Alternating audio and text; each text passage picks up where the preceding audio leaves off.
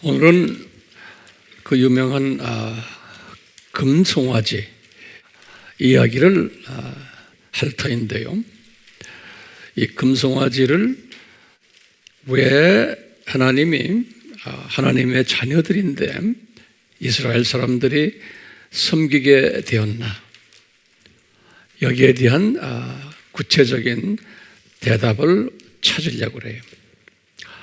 제가 항상 말씀드리지만 제가 칠판에 지금 적어놓은 대로요, 우리 크리스천들이 영적으로 성장하는데 6단계가 있다라고 우리가 공부했어요.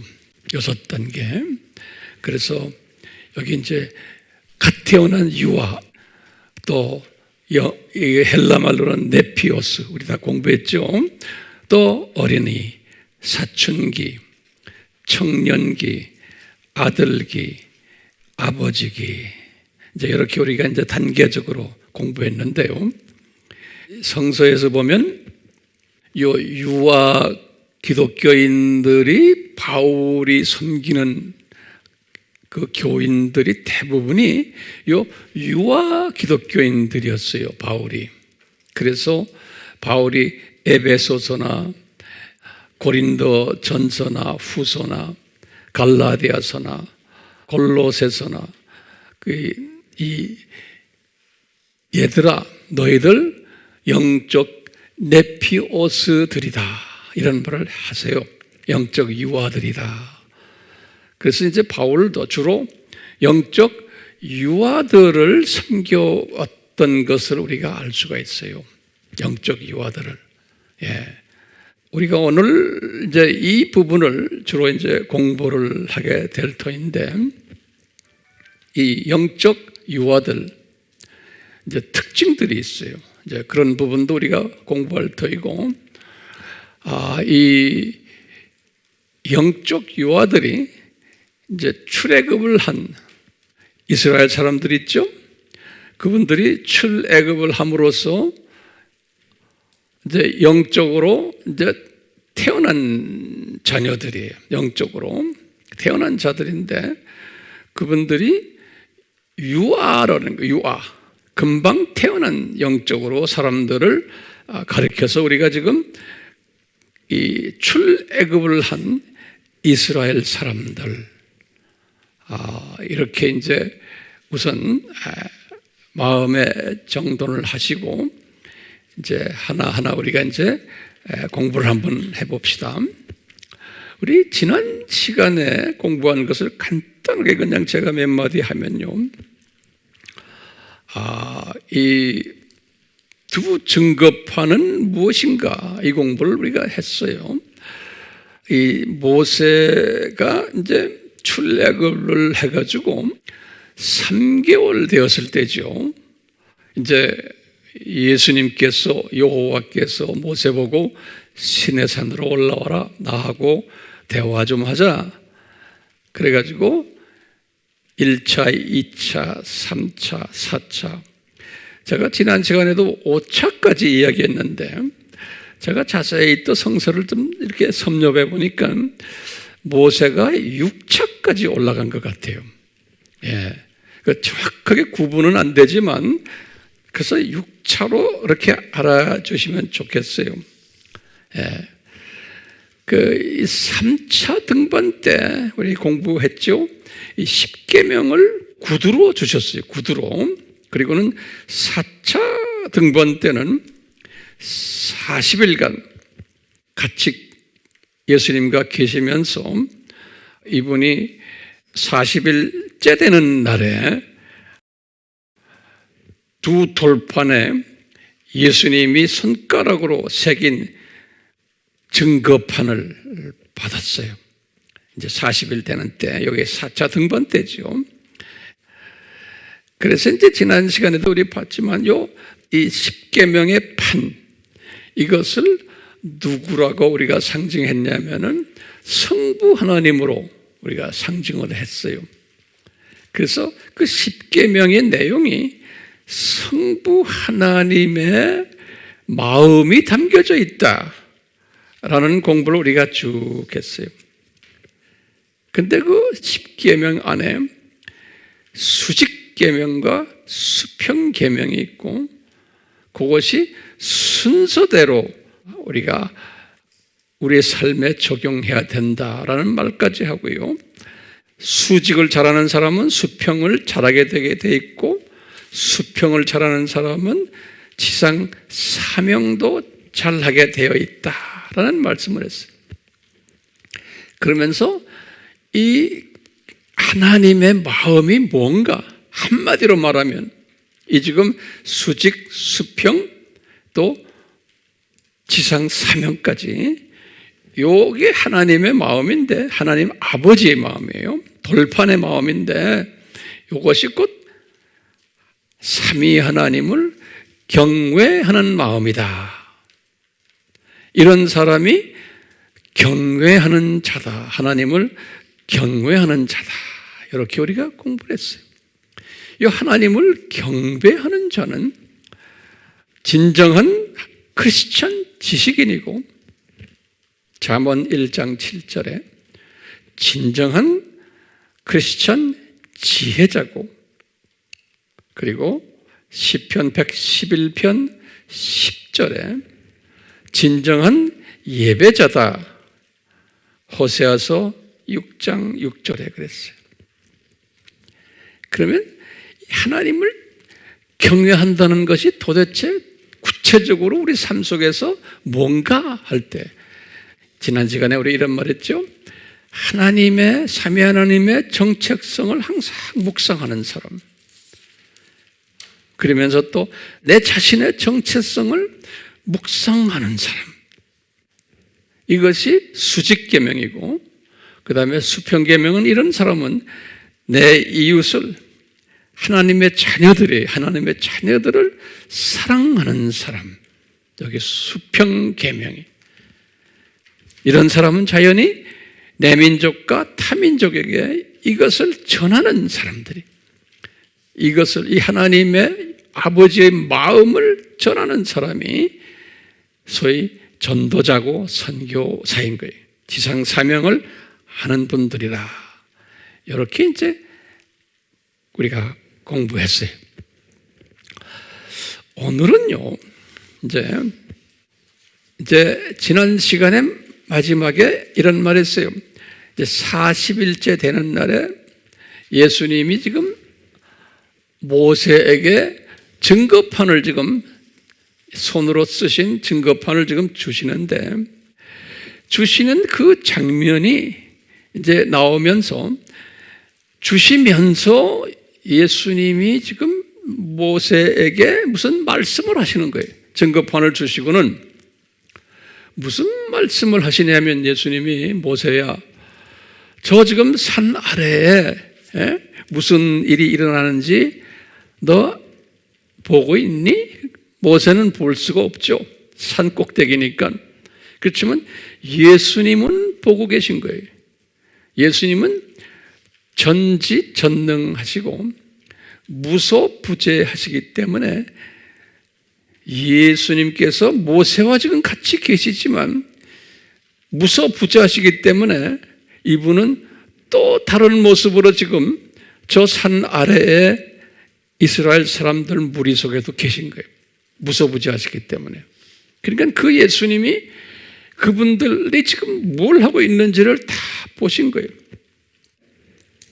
그분들이 지금 하고 있는 모습을 딱 보신 거예요. 그래서 이분들이 지금 무엇 하고 있는지 내가 이야기해 줄게 그러는 거예요. 예수님께서 누구에게요? 모세에게. 모세하고 두 분이 지금 어디 계세요? 지금 산 꼭대기에 계신 거예요. 지금 모세는 10계명을 손에 딱 들고 있고 그러면서 쟤들이 지금 거기서 무슨 대화를 하고 있는지 아느냐 하면서 내가 알려줄게 그러시는 거예요. 그리고는 말씀하시는 거예요. 지금 백성들이 당신 형 아론에게 지금 아주 심한 언행을 하고 있단다. 아론을 지금 괴롭히고 있단다 그러는 거예요. 뭐라고 괴롭히냐면 우리 대제사장 아론이시오 모세가 지금 산에 올라갔는데 너무 오랫동안 계셔가지고 이제 우리하고 이제 안 만나려고 하는 거 아닙니까? 우리가 어떻게 해야 됩니까? 이제 앞으로 계속 행군을 해야 되는데, 행진을 해야 돼요. 200만 명이 이제 계속해서, 여기에서 지금 계속해서 우리가 행군에 나가야 되는데, 모세가 계셨을 때는 모세가 우리를 지도자로서 모시고 행군을 했는데, 모세가 지금 안 계시니 어떻게 우리가 행군을 해야 됩니까? 이렇게 물어보는 거예요. 아론에게. 그러니까 이제 아론이 가만히 듣고 있는 거예요. 그러면서 이분들이 뭐라 그러냐면, 아론이시여, 우리가 애굽에 있었을 때 출애굽했잖아요. 그럴 때 홍해를 가르고 또 이렇게 여기까지 왔는데, 그때 우리를 홍해를 가르면서 애굽에서 나오도록 이끄신 그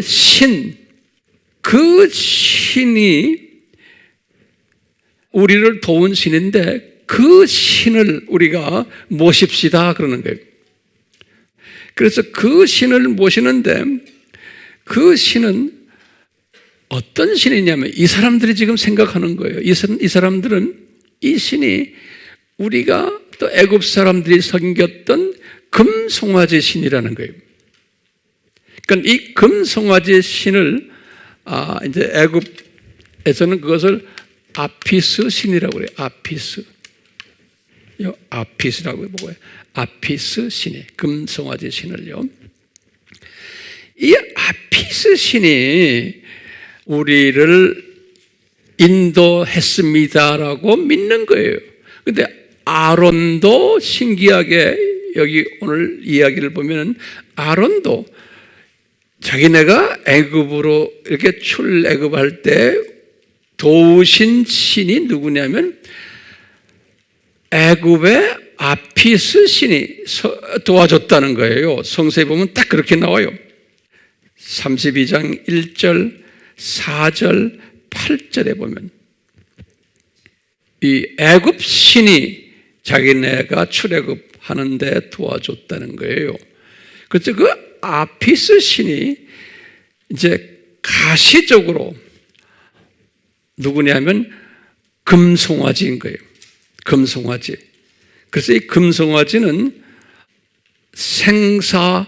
생사화복을 가져다 주는 특별한 신이에요. 예. 그래서 오늘날 이 황소가 지금도 소위 일루미나티 그룹들이나 프리메이션 그룹들이나 이 두 짐승 그룹들, 이 그룹들이 이 황소를 그렇게 믿어요. 그래서 이분들이 가지고 있는 많은 사업체들, 빌딩 앞에 딱 보면은 황소를 쫙 조각을 한 게 많아요. 황소 조각. 그게 아피스 신이 생사화복을 가져다 주는 신으로, 애굽 신이에요. 이분들이, 이 하나님의 자녀들이 애굽에서 나올 때 이분들의 생각에는 아피스 신이 자기네를 이렇게 도와서 홍해를 가르고 여기까지 왔다라고 생각하는 거예요. 그래서 이분들이 이제 아론에게 우리가 이제 아피스 신을 만들어서 이 아피스 신이 우리를 앞으로 우리가 가는 길을 인도케 합시다 그러는 거예요. 그러니까 아론도 그것을 오케이 했어요.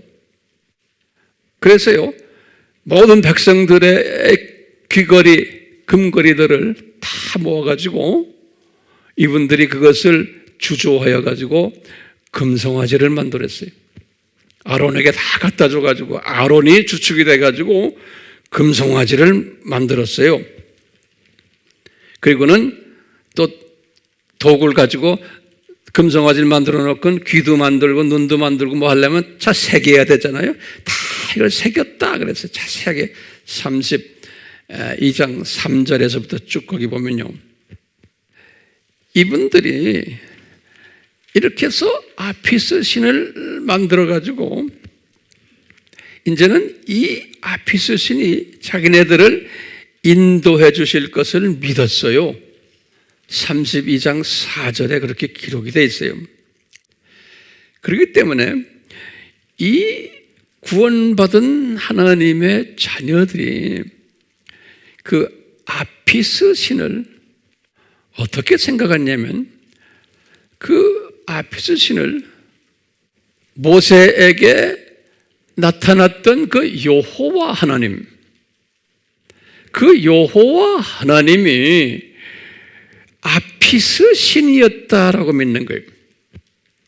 이 하나님의 자녀들이 우리 모세에게 나타났던 그 여호와 하나님이 다양한 이름으로 나타났어요. 아브라함의 하나님 하나하나 적어보세요. 이삭의 하나님, 야곱의 하나님으로 출애굽기 3장 6절에, 또 히브리의 주 여호와 하나님, 히브리인들의 여호와 하나님이 출애굽기 3장 18절, 6월절 어린 양까지 이 모든 것이 뭐냐? 아피스 신이었다라고 믿는 거예요. 아피스 신이었다.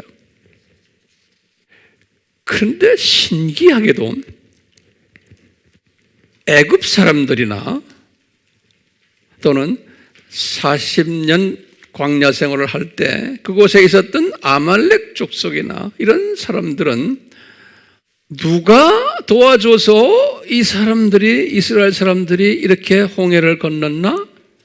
라고 할 때 이 사람들은 아피스 신이 했다고 믿질 않았어요. 이 사람들은 신기하게도 구원받은 하나님의 자녀들은 아피스 신이 도와줬다고 믿었는데, 지금 이방인들은 저 히브리인들이 섬기는 그 여호와 하나님이 도와줘서 저 사람들이 홍해를 건넜다 하는 거예요. 이게 신기하지 않아요? 이렇게 아피스 신을, 금송아지를 만들어 놓고는 아론이 그 앞에다가 제사를 드리려고 제단을 만들었어요. 32장 5절에 보면요, 제단을 만들어 놓고는 그 다음에는 그 다음 날에 만들어 놓고는 그 다음 날에 백성들을 다 이제 불러가지고 하는 말이, 우리가 여호와께 명절을 드리자 그러는 거예요. 여호와께, 그러니까 이분도 지금 이분이 지금 여호와와 아피스 신과 동격시 했던 거예요. 누가요? 아론이. 그래서 우리가 우리를 구원해 준 이 지금 이 금송아지, 이 아피스 신인데 이 신이 우리를 구원해 준 여호와였다라는 거예요. 그러니까 그 여호와 앞에 우리가 제사를 드리자는 거예요. 그래갖고는 32장 5절에 그런 말을 썼어요. 그러니까 6절에는 그랬어요. 이분들이, 백성들이 다 모여서 이 여호와 앞에, 이 아피스 앞에 번제를 드리고, 번제 드렸다는 건 6월절 제사 드리는 거나 마치 6월절 음식 먹은 거나 마찬가지예요. 그리고 화목제를 드리고, 그리고는 백성들이 그 제사를 드리고는 먹고 마시며 뛰어놀았다 그랬어요. 이런 모습을 예수님이 쫙 보신 거예요. 어디에서요? 저 산 위에서. 모세는 못 봤을 거예요. 듣기만 하셨지. 그래서 이제 모세에게 이 말씀을 쭉 해주신 거예요. 지금 이 스토리를 모세에게. 그 모세가 지금 듣고 있는 거예요. 이제 듣고 있다가 이제는 모세야 그러는 거예요. 너 이제 네 백성들 저 밑으로 내려가라 그러는 거예요. 그게 32장 7절에서부터 10절이에요. 예, 내려가라 그러면서 예수님 말씀이 내가 너희들을 애굽 땅에서 이렇게 데려온 내 백성이 부패해졌다. 영적으로 지금 부패해졌다. 콜압됐다는 거예요.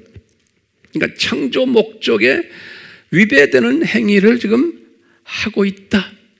예. 내가 예전에 구두로 지금 십계명을 이 백성들은 받질 않았어요. 그런데 구두로는 받았어요. 3차 등반 때 모세가 구두로 십계명 받았죠. 이분들이 그러니까 그 200만 명에게 구두로 한꺼번에 못 전하니까 그 지도자급들에게는 구두로 받은 것을 모세가 아마 전했을 거예요. 십계명을 구두로 받은. 그러니까 한쪽 귀로 듣고 한쪽 귀로 다 넘겼을 거예요. 아론도 다 들었을 거예요. 그러니까 들어서는 안 되는 거예요. 아론도 그거 다 까먹은 거예요. 그래서 이제 얘들이 지금 이렇게 하고 있는데, 네 백성들이 아주 그러니까 목이 곧은 백성이라는 거예요. 내가 구두로 십계명을 줬는데도. 그러시면서 10절에 이상한 말씀을 예수님이 지금 모세에게 하세요. 모세야, 내가 내 계획대로 일을 진행할 것이다. 이런 말씀을 하세요.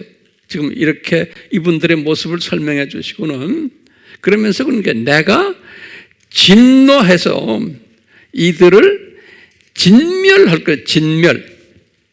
진멸하겠다는 게. 그 진멸한다는 단어가 제가 이제 히브리 말 원어를 보니까 칼라 K-A-L-A-H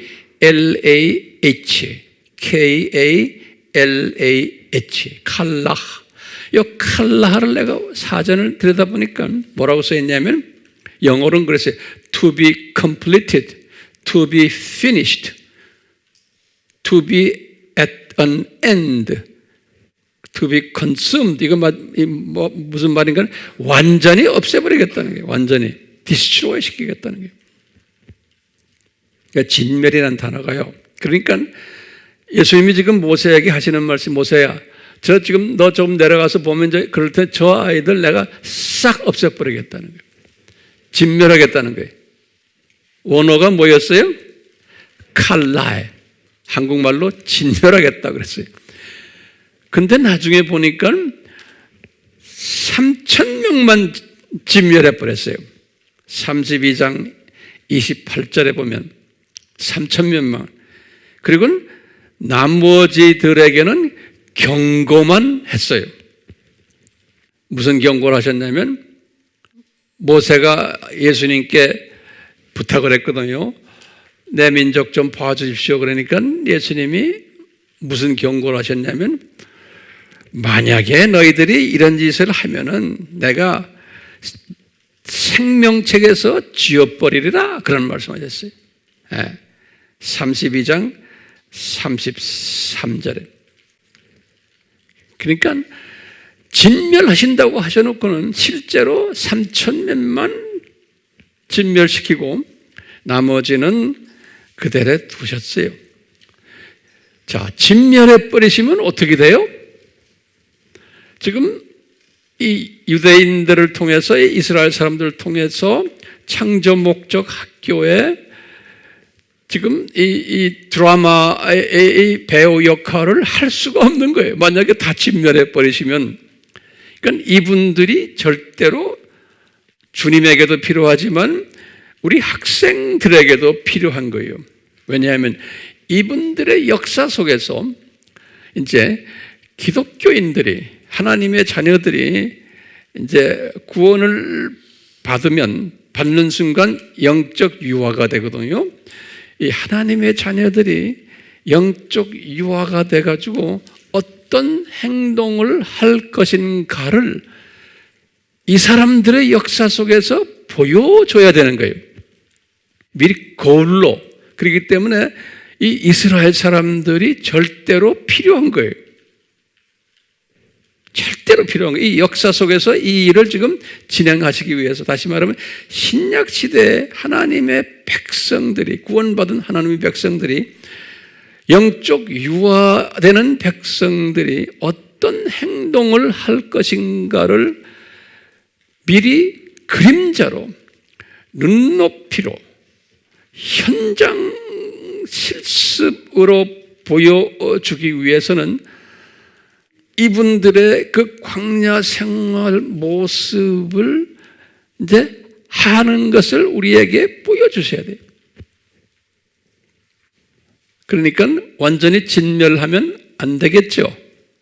진멸하면 안 돼요.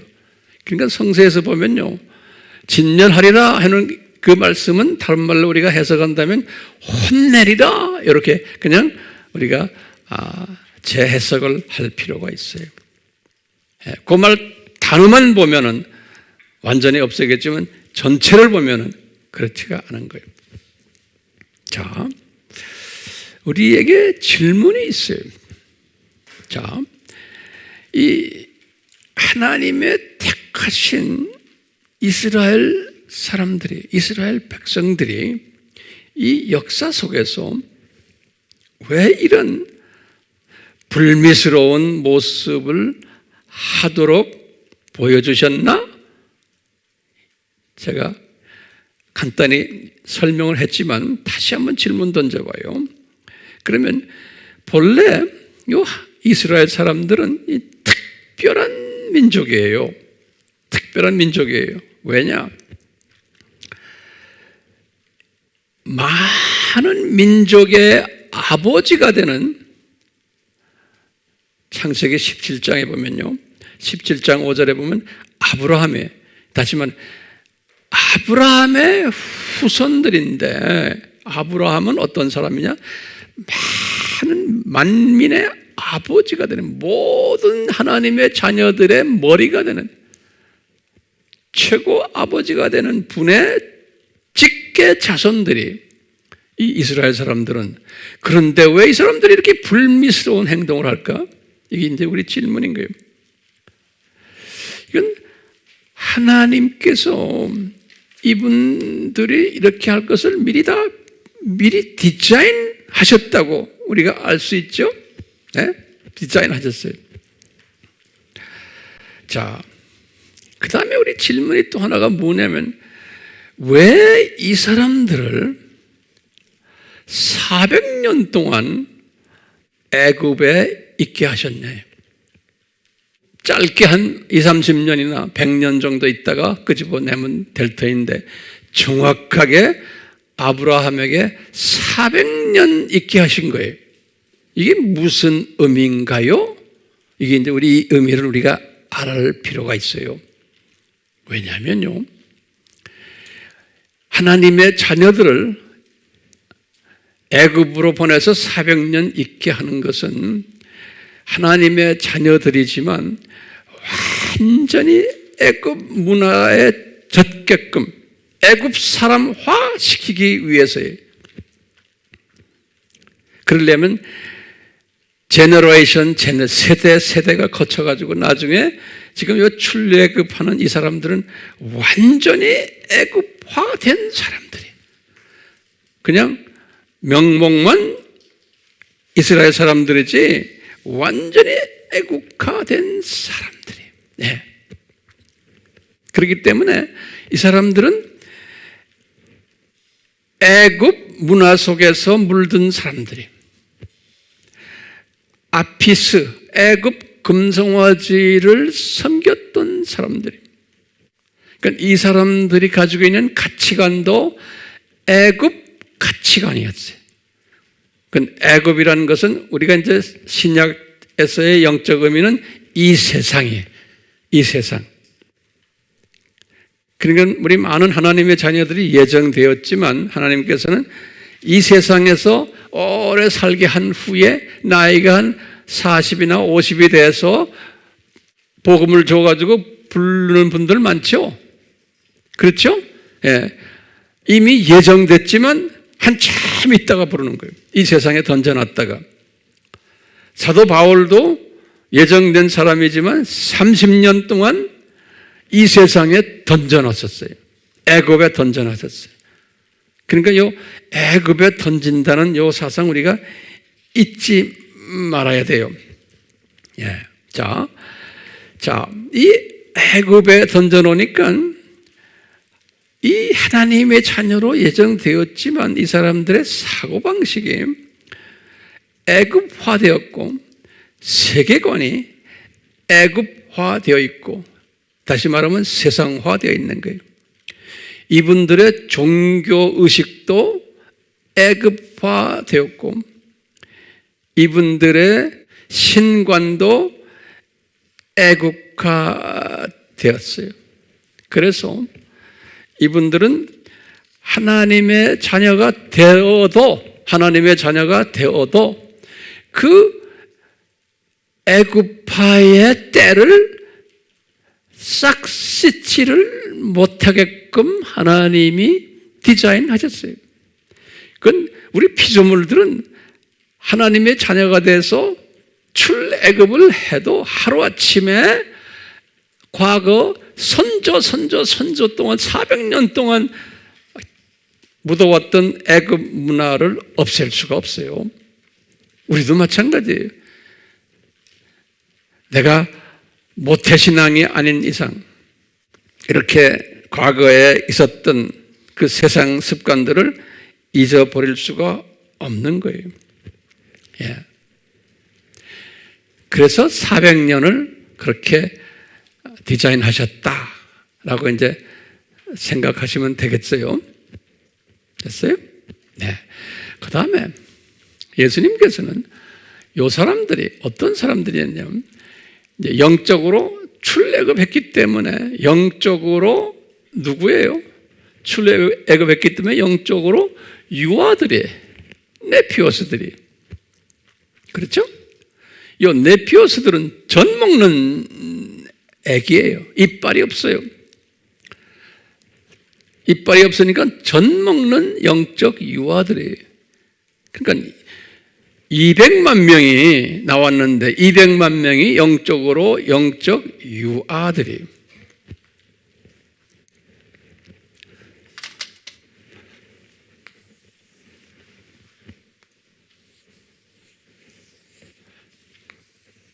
그래서 이제 성서에서 보면요, 이분들을 요 고센 지방 여기에서 이제 출애굽을 하는 거예요. 이제 고센 지방에 여기서 애굽의 고센 지방에서 출애굽을 하는데 출애굽을 해서 우리 창세기 15장 13절 16절에는 뭐라고 그랬어요? 너희들이 이 땅에 400년 있다가 이 땅으로 오리라 그랬죠. 이 가나안 땅이에요. 이 가나안 땅. 가나안 땅으로 오리라 그랬지. 광야에 40년 있으리라는 말은 없어요. 성서에 아브라함이 그런 말 한 적이 없어요. 광야에 40년 있으라는 말이. 그렇기 때문에 아브라함의 예언대로 하려면 이분들이 지름길로 가야 돼요. 지름길이 이 길이. 그런데 출애굽기 13장 17절에서 18절에 보면은 여기 아주 굉장히 중요한 성서 말씀이에요. 저게 아주 중요한 성서 말씀인데 출애굽을 한 여기에서 출애굽을 한 요 사람들을 하나님께서 요 사람들이 지금 영적 유아들이죠. 이미 여기에서 구원받은 사람들이에요. 애굽에 있을 때 이미 바로 왕이 떠나라 그랬잖아요. 그러니까 이분들은 이미 애굽에 있었을 때 구원받은 사람들이에요. 오케이? 예. 그래서 이분들을 데리고 이렇게 가야 되는데 여기 예수님께서 모세에게 명령하시는 거예요. 너희들 만약에 이 지름길로 가면 한 15일 정도면 가는데 거기에 어떤 걸 거쳐야 되냐면 여기 이제 가자 지역이에요. 팔레스타인 사람들이 가자 지역을 이제 거쳐야 되는 거예요. 그렇기 때문에 예수님께서 모세에게 그러는 거예요. 모세야, 너희들이 가자 지역 가까이 가서 팔레스타인 사람들을 보게 되면 전부가 다 겁이 나가지고 싸움을 하질 못하니까 다 애굽으로 돌아올 거라는 거예요. 그렇기 때문에 그쪽으로 보내지 말아라는 거예요. 그러니까 영적 여호와들은 전투할 수 있는 그러한 그 여력이 없는 분들이, 그렇기 때문에 대오를 바꿔라. 그래서 이제 홍해를 건너가지고 이 광야로 들어오게 된 거예요. 대오를 바꾼 거예요. 그러니까 여기가 굉장히 중요한 터닝 포인트예요. 여기가 출애굽기 13장. 여기에 제가 이제 질문 한번 던져볼게요. 이 가나안 땅, 요 가나안 땅, 이제 이리로 보내라고 그러는데 성서에는 요 가나안 땅을 두 가지로 설명하고 있어요. 가나안 땅을 첫째 뭐냐면요, 이 가나안 땅을 첫째 우리 공부했죠. 이것은 가나안 땅을 에덴이라고 그랬죠, 제가요. 옛 에덴, 창세 때 에덴 땅이다 그랬죠. 그리고는 예루살렘을 뭐라고 불렀어요? 예루살렘을, 이게 가나안이에요. 내가 다시 한번 정리해 보면 예루살렘은 뭐예요? 에덴 동산으로 보시면 돼. 에덴 동산, 예루살렘은. 그 다음에 아담이 창조된대. 아담이 창조되고 타락되고 또 예수님 십자가에 죽은 요것을 에덴 중앙으로 보는 거예요. 에덴 중앙. 이렇게 세 분류로 보는 거예요. 이 가나안을 에덴으로 보고 예루살렘을 에덴 동산으로 보고, 이렇게 한번 정리합시다. 그 다음에 예루살렘 안에 중앙이 에덴 중앙에, 그 에덴 중앙에서 아담을 창조하시고 아담이 타락도 거기서 되고 또 누구예요? 예수님이 죽으셨고 모든 것이 다 거기에서 일어났더라고. 우리가 추측을 해보는 거예요. 성서에는 구체적으로 설명은 안 되어 있지만 제 말 요거 잘 정돈됐어요? 네. 자, 그러면서 이제 이 가나안을 지금 이야기하니, 가나안을 이제 두 의미로 보는 거예요. 첫째는 가나안을 에덴으로 보는 거예요. 에덴으로. 그렇기 때문에 성서에서는 가나안을 에덴으로 보기 때문에 어떻게 또 이야기했냐면 히브리서 3장 11절에 너희들 이렇게 해서 창조 목적을 범죄하면은 안식으로 들어가지 못한다 그랬어요. 그래서 안식으로, 다시 말하면 가나안으로 들어가지 못한다, 이런 비슷한 이야기를 했어요. 그래서 이 가나안을 에덴 또는 낙원으로 이제 영성화시키는 거예요. 이 가나안을, 그래서 이걸 낙원으로. 그래서 안식이라는 말을 썼어요. 이제 다시 말하면 여기 지금 낙원, 우리가 죽어서 가는 곳을 가나안 땅으로 해석해요. 그렇기 때문에 요단강을 건너는 것이 뭐냐? 죽는 거예요. 그렇게 적어 놓으세요. 이것이 한 가지 영적 해석이에요. 그래서 요단강 건너가 만나리 하는 그 찬송이 이 신학 사상에 의해서 만들어진 거예요. 며칠 후 하는 거 있죠? 요 신학 사상에 의해서. 이것도 성서적이지만 또 한 가지 성서적인 게 있어요.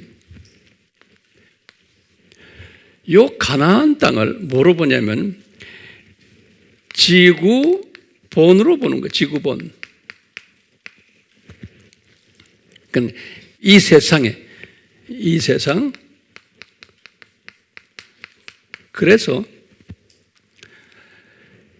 이 지구본을 보면서 무슨 이야기를 하냐면 이건 선교적 차원에서 이야기하는 거예요.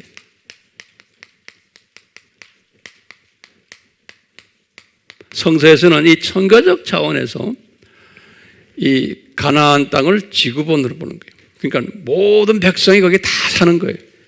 모든 나라들이 그 땅에 다 있는 거예요. 예. 그래서 그 안에 하나님의 자녀도 있고 사탄의 자녀도 있고 이렇게 같이 사는데 그 지구본으로 생각하고는 여호수아가 들어가서 가나안 땅에 있는 가나안 족속을 무찌르는 것을 뭐로 보냐면 이 지구에 사는 사탄의 세력들을 무찌르는 거로 생각하는 거예요. 이 지구에 사는 사탄의 세력들을 무찌르는 거예요. 그러기 위해서는 뭐 해야 되느냐? 요단강을 건너야 돼요. 요단강을 건넌다는 것이 뭐냐? 이것은 오순절 성령 세례를 설명을 해요. 요단강 건너는 것은 오순절 성령 세례고, 요 홍해를 건너는 것은 물세례, 그냥 물세례예요. 이렇게 구별하는 거예요.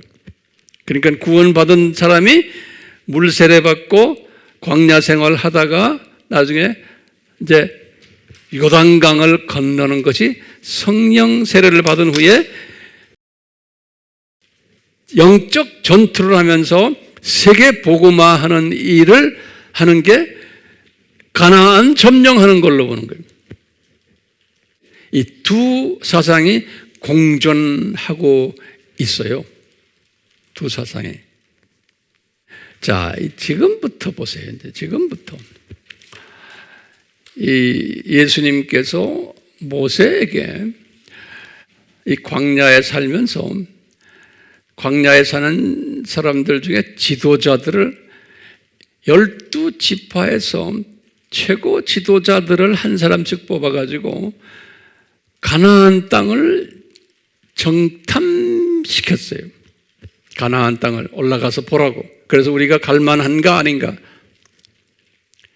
그러니까 그 중에 10사람은 돌아와서 갈 만한 곳이 아닙니다.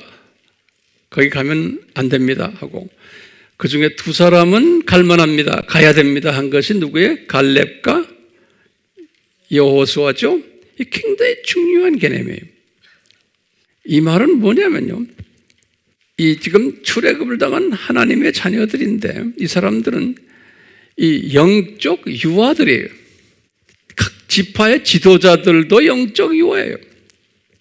심지어는 아론도 영적 유아예요. 영적 유아가 돼가지고 이분들은 눈이 근시하니 그냥 주변만 보는 사람들이, 저 멀리 가나안까지 보지를 못해요.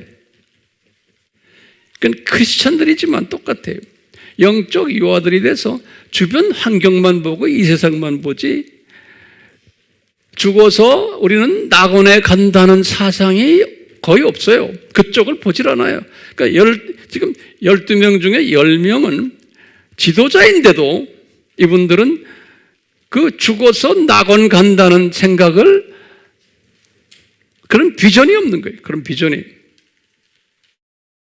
또 뭐냐면 이 선교적인 측면에서도 이 사람들은 우리가 무장을 해가지고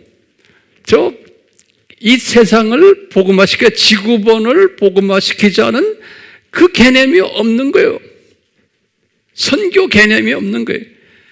지도자들인데도 그저 주변만 쳐다보고 있는 사람들이. 다시 말해요. 뭐가 없어요? 가나안 개념이 없다는 말은 뭐냐면 선교 개념이 없고, 두 번째는 뭐예요? 천국 개념이 없다는 거예요.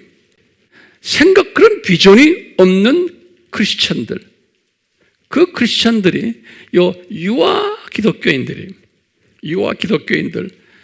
그렇기 때문에 요분들이 출애굽을 해가지고 모세한테 뭘 물어봤어요? 애굽으로 돌아가자. 애굽 음식을 주십시오. 애굽 있을 때가 훨씬 좋았는데 하면서 이분들은 뭐가 없냐면 이 구원받은 출애굽을 당한 거기에 대한 감사가 없어요. 유아 기독교인들도 마찬가지예요. 구원받은 데에 대한 감사가 없어요. 또 구원받은 데에 대한 감격도 없고, 또 구원시켜준 분이 누구인지도 잘 모르고, 또 그분에 대한 관심도 없고, 모든 관심이 어디에 있냐면 내가 지금 있는 이 세상에서 어떻게 하면 지금 요 구원받은 요 광야에서 내가 어떻게 하면 예전에 살던 방식으로 이 세상을 살까? 그러면서 언젠가는 죽겠지 하지만 그 사상이 뭐냐면 예수 안 믿는 사람들, 애굽 사람들과 사고관념이 똑같은 거예요. 다른 게 없어요. 영적으로는 하나님의 자녀가 됐지만 변화되지를 않은 거예요. 그런 사람이 많다는 것을 이 이스라엘의 역사 속에서, 지금 이 출애굽 역사 속에서, 특히 이 금송아지 역사 속에서 우리에게 시사해 주는 거예요. 미리 가르쳐 주는 거예요. 그렇기 때문에 신약 교회가 이런 모습인 거예요. 2000년 신약 교회 모습을 보면 지도자들도 유아들이고 대부분의 크리스찬들도 유아들인 거예요. 그러면서 그 애굽에서 살았던 사람 중에 신기하게도 갈렙과 여호수아는 생각이 달랐어요. 같은 환경 속에서 살고 있었고 같은 경험을 했는데, 그 당시에 이 사람들도 유아였겠죠. 그런데 이 사람들은 같은 유아인데 눈이 떠져가지고 저 가나안으로 우리는 가야 됩니다 라고 하는 사람들이, 그래갖고는 모세 보고 가나안에 들어가면 나중에 내한테 땅도 좀 주십시오. 그 비전이 있는 사람이에요. 이 갈렙 같은 사람은요. 여호수아도 마찬가지고. 이런 사람들은 항상 성서에서는 뭐라 그러냐면요, 예수를 간 믿었는데도 이런 스타일의 사람들이 있는 거예요. 예. 눈이 밝은 사람이 있는 거예요. 이스라엘의 역사 속에서도 보면 항상 있어요, 소수가. 이런 사람들을 남은 자들이라 그래요. 남은 자들. 이 남은 자들은 자기가 잘나서가 아니고 은혜로 이런 남은 자가 있단다 그러는 거예요. 대부분은 우상 섬기는, 하나님도 섬긴다 하면서 아피스 신과 동시에 섬기는 이런 사람들인데, 구원받은 하나님의 자녀들이 그렇지 않은 사람이 소수가 있다는 거예요. 그런데 이것이 하나님이 주신 은혜라는 거예요. 그래서 바울도 그런 말 했어요. 이사야도 이사야서 1장 9절에 보면 소수의 남은 자가 있다는 거예요.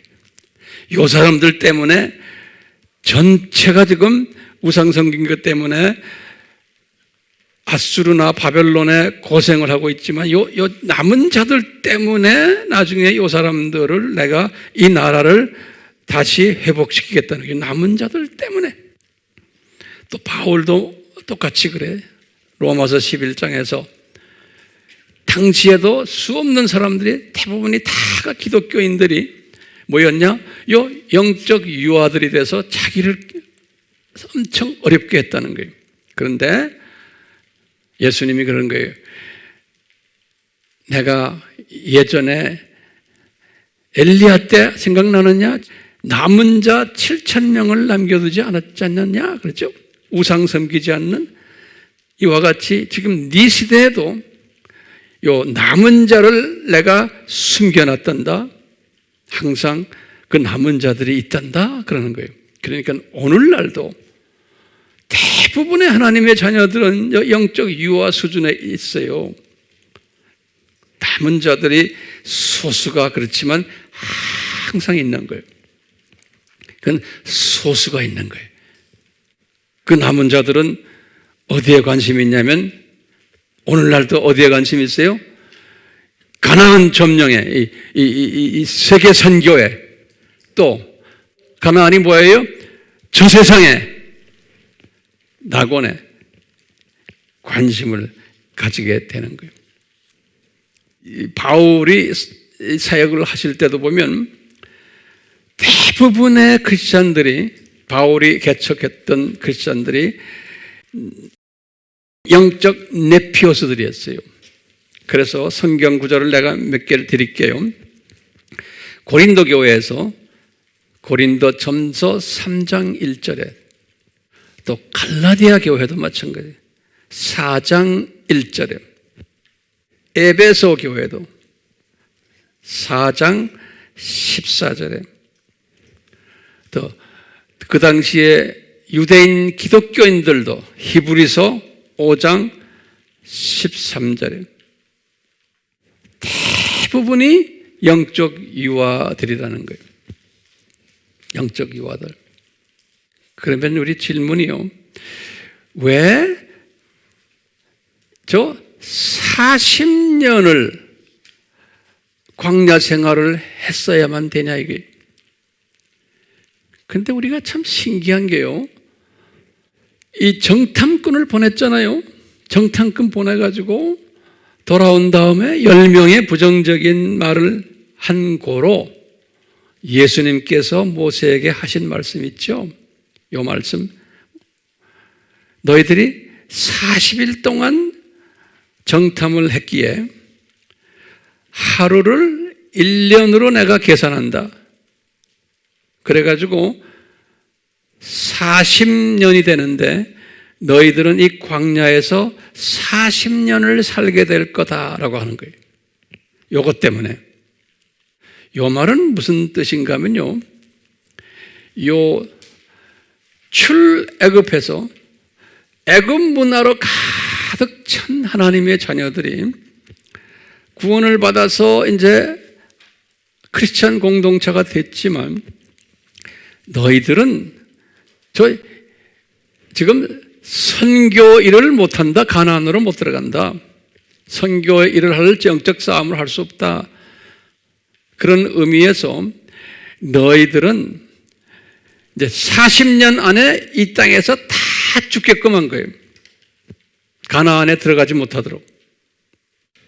그러니까 이분들이 이 가나안에 들어가서 영적 파이팅을 하는 영적 군사 역할을 할 수 없게 하기 위해서 애굽 영향을 받은 애굽에서 태어난 사람들 전부 다 죽을 때까지가 40년인 거예요.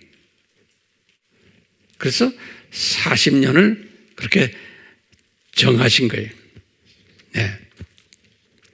요 영적 배비들을 우리가 기독교인들 전문 이런 것을 전문으로 하는 사람들이 그래요. 전 세계 어디 나가도 이 그룹이 전체 기독교인의 몇 프로 정도 되냐면 어떤 분은 60%라고 그러고 어떤 분은 80%까지 보는 사람이 있어요.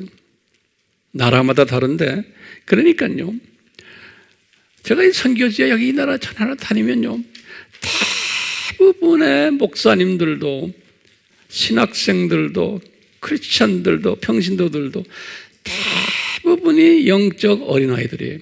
여기에서 조금 자라나서 어린이 수준이에요. 그러니까 제가 볼 때는 영적 전투를 할 수 있는 그룹이 사춘기부터 전투할 수 있겠죠. 안 그러면 청년 때부터든지 이 영적 전투하는 사람들이 가나안으로 들어가는 사람들이에요. 그러니까 내가 볼 때 광야 생활을 여기 유아, 어린이, 사춘기 정도의 영적 레벨의 사람들이 광야에 살지 않았나 이렇게 보고 있어요. 그냥 우리가 추측하는 거예요. 왜? 전투력이 없는 사람들이, 다시 말하면 영적 싸움을 해가지고 전도해가지고 악의 세력을 쫓아내고는 하나님의 자녀를 악의 자녀에게서 뺏어오는 영적 변화시키는 일을 할 수 없는 그러한 영적 레벨이 요 1, 2, 3까지 아닐까라고 그냥 추측을 하는 거예요. 그러니까 요 그룹이 이제 계층마다 좀 다르지만 요 그룹이 약 한 7, 80% 정도 되지 않을까 교회 안에 이렇게 보는 거예요. 근데 그 중에서도 가장 많은 그룹이 이게 피라밋형으로 되어 있어요. 피라밋으로. 그렇기 때문에 이 피라밋을 거꾸로. 그러니까 이 그룹이 제일 많은 거예요. 이 1번이, 2번, 3번 이렇게. 이 아들, 아버지 그룹이 제일 조그마고 숫자가.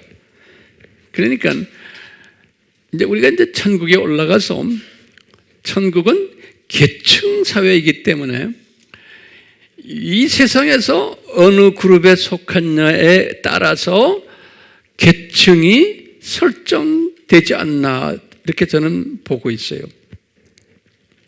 예.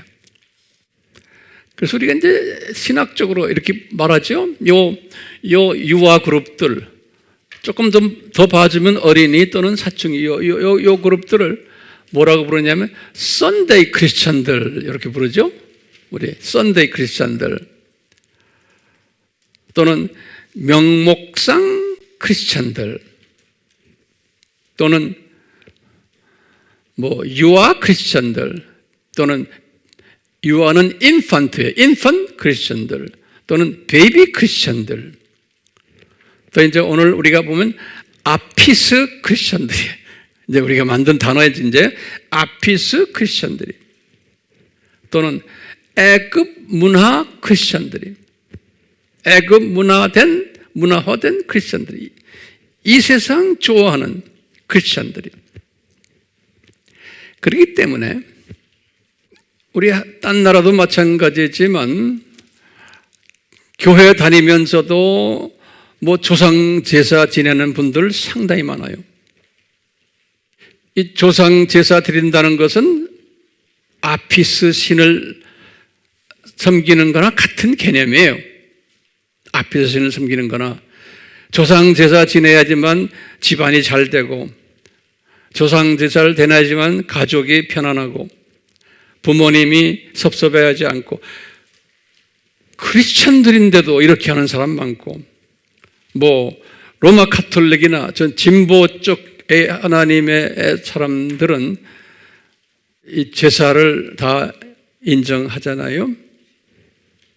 자, 그렇기 때문에 크리스천들이지만 세상을 좋아하는 사람들 교회는 다니지만 노래방 가는 게 더 즐겁고 예배 보는 것보다 말씀을 상고하는 것보다 집에 들어가서 TV를 틀고는 거기에서 나오는 연속극이 더 그리워지고 또 술은 그냥 취하면 안 되지만 술 취해가지고 항상 살고 있고 담배 끊지를 못하고 영화 같은 걸 좋아하고 이 세상 것을 아주 좋아하는 사람들 자기 취미가 이런 사람들은 뭐예요? 아피스 그게 다 세상 애굽 문화들이거든요. 그 애굽 문화를 아직 다 던져내지 못한 크리스천들이에요. 이 말은 뭐냐면 이 아피스 신을 의지하는 사람들이나 마찬가지. 그러니까 우리가 이런 구별력을 가질 필요가 있어요. 그렇기 때문에 지금 우리 주변에도 이 영적 유아들, 이 사람들 법적인 하나님의 자녀들이지만 이분들이 가지고 있는 특색들이 좀 있어요. 그거 좀 적어보세요. 이분들이 가지고 있는 특색이 이 사람들은 단단한 음식을 못 먹어요. 그러니까 어려운 하나님의 말씀을 먹질 못해요. 어려워 성경 말씀 그분 설교는 너무 어려워 못해요. 그러니까 이빨이 없기 때문에 우유만 달라고 버티는 거예요. 그러니까 설교도 그냥 재밌는 세상 이야기하고 그냥 사람들의 그 기호에 맞게끔 잘 말을 잘해주고 하면 좋아하는 거예요. 어떤 사람들은 아주 지적으로 사람들에게 잘 표현해줘서 말해주면 좋아하는 거예요. 그건 당연한 거예요. 그 영적 레벨에 맞춰서 하나님의 말씀을 보는 거예요. 두 번째로 어린아이들을, 이 어린아이와 유아는 달라요. 이 유아는 어머니들 다 알잖아요. 보채요, 자꾸 보채. 왜 보채냐면 자기가 필요한 걸 달라고 보채는 거예요. 그러니까 아주 이기주의, 나 중심에 주변을 생각 안 해요. 어머니가 힘든 것을 생각 안 해요. 주변을 배려하지 않아요. 항상 자기 위주예요. 자기 위주. 집사나 권사나 장로나 목사나 선교사나 똑같아. 이 영적 수준은. 보세요. 아론도 지금 그 아론. 예? 그 다음에 12지파의 10지파 장들도 다 마찬가지 안에 이 계급이 관계없어요. 그분의 영적 상태가 중요한 거예요. 그러니까 달콤한 것만 좋아하는 거예요. 듣기 좋은 거, 마시기 좋은 거. 그 다음에 이분들은 가나안 비전이 없어요. 천국 비전이 없고 선교 비전이 없는 거예요. 이 세상에 안주하는 사람들이. 그렇기 때문에 이분들에게는 기복신앙을 가르쳐줘야 돼요. 이렇게 하면 성공한다. 이렇게 하면 돈 번다. 이렇게 하면 건강해진다. 이렇게 하면 자녀들 잘 된다. 이렇게 해서 열심히 새벽 기도해라. 열심히. 그거는 하는데 이 시각이 그냥 이 세상 복만 생각하는 사람들. 조금 더 단계가 올라가면은 번영신학이 다 이 세상에서 잘 된다. 그렇기 때문에 이런 크리스천들은 창조 목적에 관심이 없어요. 지금 우리 AMI에서 제가 가르치는 이 설교는 창조 목적에 초점에 맞춰서 제가 지금 설교하잖아요. 그렇기 때문에 이 영적 어린 아이들이나 유아는 이거 소화 못해요. 관심이 없어요. 그러니까 어렵다 그러죠. 당연히 어려워야 돼요. 예. 창조 목적을 베푸신 분이 누구고 그분이 누군지 그분이 왜 했는지 이런 거 관심 없어요. 예. 제가 결론적으로 제가 몇 마디만 해드리려고 그래요. 이제 결론이에요. 모세를 한번 딱 보면요. 자기 형 아론과 좀 달라요. 이분은 특별한 은혜를 받은 분이 돼서 이분은 아피스 신, 이 못된 신이란 것을 알았어요. 은혜를 받아서. 그래서 이제 다음 시간에 내가 이제 계속해서 말씀드리겠지만 그렇기 때문에 이 모세는 어떤 분인가? 이 구원받은 영적 유아들, 조금 나아졌으면은 어린이들, 40년 동안이니까 조금씩 이제 발전되겠죠. 아주 좋아지면 사춘기까지 가겠죠. 이 영적 유아들, 어린이들, 사춘기들을 목회하셨던 목회자로 보시면 돼요. 그렇기 때문에 이런 목회자들은 상당히 힘든 사역을 하는 분들이에요. 왜? 이 뒤치다거리를 해야 되기 때문에 하나님의 말씀을 전하는 것도 있지만 아주 젖을 먹이는 식으로 말씀을 전해야 되고 그렇기 때문에 이 모세가 받은 십계명과 모든 윤리 모든 여러 가지 계율 이런 걸 다 받았지만 이스라엘 사람들이 모세가 받은 것을 그분들에게 적용시킬 수가 없었어요. 왜냐하면 소화를 못하기 때문에. 그러니까 모세는 아주 스트레스가 많았던 목회자였어요. 그래서 이분이 물 달라고 했을 때 나중에 스트레스가 하도 심해서 그 예수님으로 상징하는 돌을 반석을 2번이나 쳤잖아요. 반석인 예수님이에요. 고린도전서 10장 4절에 그 반석이 예수님이라고 그랬어요, 바울이. 그래서 예수님을 이렇게 치신 그런 정말 안타까운 일까지도 모세가 할 정도로 스트레스가 엄청나게 심했던 분이에요. 그래서 예수님께서는 그것 때문에 모세야 너는 가나안으로 못 들어간다 그랬어요. 그것 때문에, 돌로 치는 것 때문에. 이제 그건 하나의, 예수님께서 하나의 그냥 이유를 대신 거라고 저는 생각하고, 이제 모세의 때는 요 광야 생활 40년, 요 지금 유아들, 어린 아이들, 요 사춘기의 이 영적 자녀들을 잘 관리하는 일만 하도록 한 것이 모세의 사명인 것 같아요. 구원까지 시키는 일을, 구원부터 시작을 해서 어느 정도 관리까지. 그래서 이 사람들은 그냥 그 모습대로 이제 죽어서 어디 가요? 낙원에 가는 사람들이. 그러니까 이 사람들은 선교 비전도 없어요.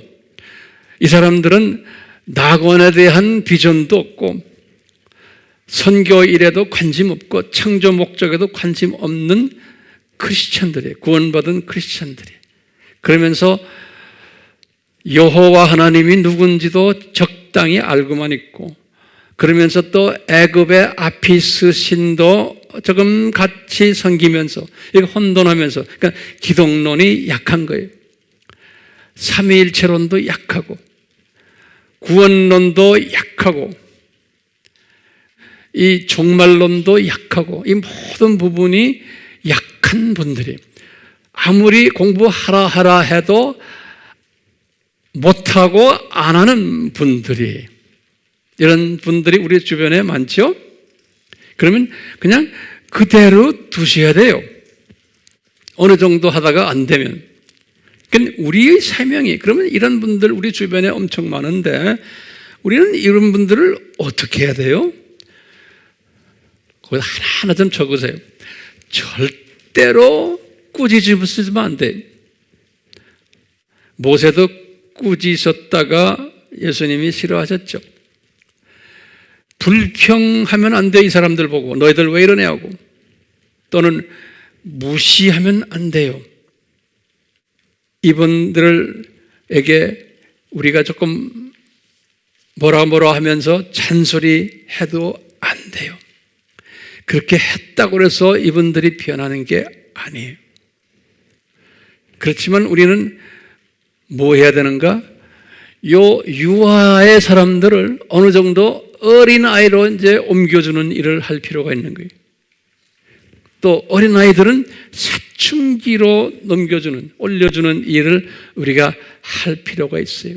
그렇기 때문에 우리가 이제 여러분들이 지금 열심히 가르치고 있잖아요. 가르칠 때 수준이 따라오지 못하는 사람은 그 수준에 맞게 가르치는 지혜를 가질 필요가 있어요.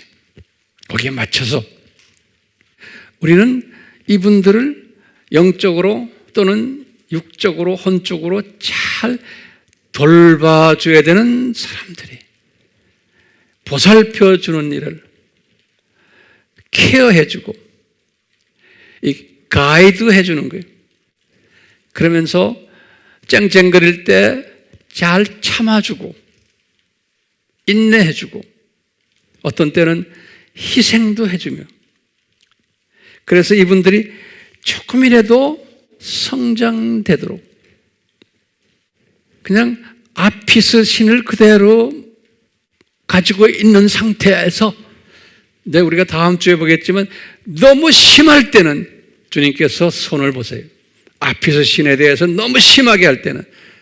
그렇지만 어느 정도는 다 아피스 신과 여호와 하나님과 동시에 섬기면서 가는 사람들이, 광야 생활하는 사람들.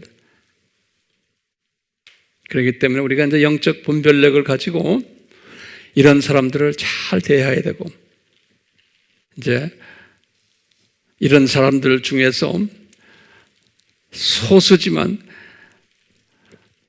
갈렙과 여호수아 같은 사람들이 있다는 걸 잊지 말아 주시기 바라고, 또 이제 20살 이상 애굽에서 태어나지 않은, 광야에서 태어난 20살 이상 되는 소위 이제는 전투력을 가지는 사람들도 광야에 지금 살고 있다는 것을. 그러니까 지금 우리가요, 이런 지금 어린아이지만 그 안에 숨겨놓은 전투를 하는 사람들이 또 있다는 것을, 다시 말하면 요단강을 건너서 가나안 땅으로 들어가는 사람들도 이 40년 후반기에는 있다는 것을 잊지 말아 주시고, 우리가 이제 이런 사람들을 상대로 해서 이 요단강을 건너도록 우리가 이제 이끌어주는 일이, 오늘 말씀 잘 정돈되었으면 합니다. 아멘. 네. 주님, 오늘 주신 말씀 우리의 마음판에 깊이 새기도록 도와주시고, 이것을 깊이 새기려면 우리가 가장 좋은 방법이 가르치는 것임을 잊지 않게 해주시고, 오늘 이 예배가 끝난 후에 영상으로 보는 분들도 마찬가지로 이것을 배운 후에 반드시 주변 사람들에게 내 입을 열어서 가르치는 일을 할 수 있도록 성령님 인도해 주시옵소서. 예수님의 이름으로 기도드리옵나이다. 아멘.